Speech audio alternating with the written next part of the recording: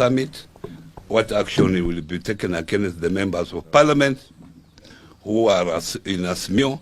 But what I can assure you that all members of parliament have been mobilized to vote against this bill.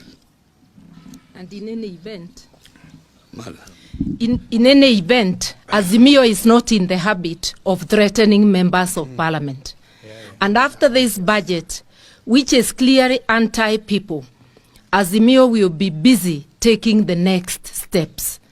We are reminding Kenyans this budget will hurt them where it matters most: food, medicine, fuel, cost of living, and many more, as has been outlined. We are reminding Kenyans they are not helpless. The Constitution gives you sovereignty. Let us wait, and if the voices of the people are not heard, people must exercise their sovereignty. As a person from Mount Kenya, I have a message to William Ruto.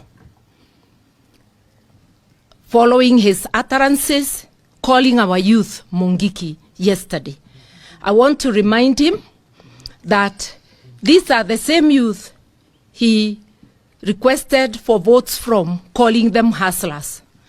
I want to remind him these are the same youths he instructed his lieutenants to use a section of unemployed youth from Mount Kenya for criminal activities, raiding the farm of the Kenyatta family, also causing mayhem in Kibera and other places during the demonstrations.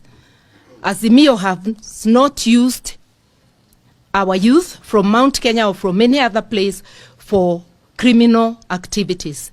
Stop profiling youth from Mount Kenya. This is meant to curtail any political activity in Mount Kenya.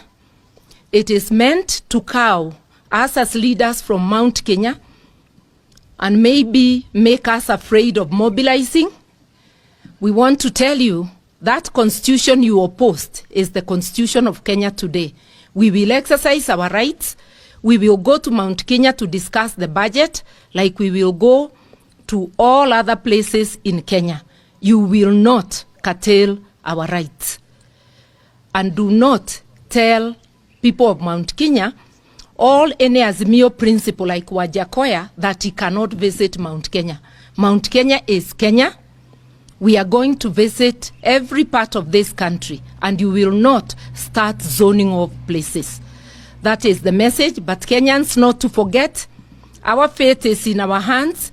Let us join together and fight this killer budget.